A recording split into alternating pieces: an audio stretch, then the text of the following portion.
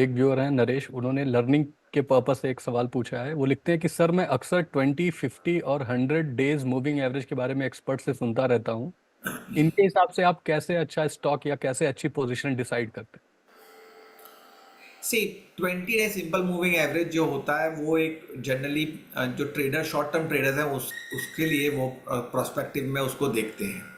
दूसरा 50 day simple moving average जो होता है वो जो मीडियम टर्म के जो ट्रेडर्स हैं उनके लिहाज से होता है। और 100 डेज जो है मैं उसको ये कहूँगा कि आप 100 डेज को ना लेकर 200 डेज ले लीजिए, वो लॉन्ग टर्म के लिहाज से होता है।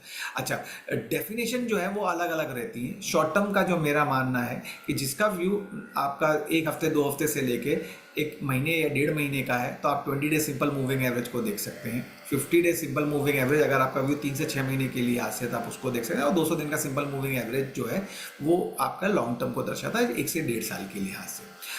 रही बात ये कोई भी स्टॉक या इंडाइसी अगर ये 3 पैरामीटर्स के ऊपर, ये 3 मूविंग एवरेज के ऊपर अगर ट्रेड करता है तो टेक्निकली उसको बुलिश बोलते हैं। और अगर उसके नीचे ट्रेड कर रहा है तो हम उसको बैरिश का संकेत देते हैं कि ये बेयर ग्रिप में है।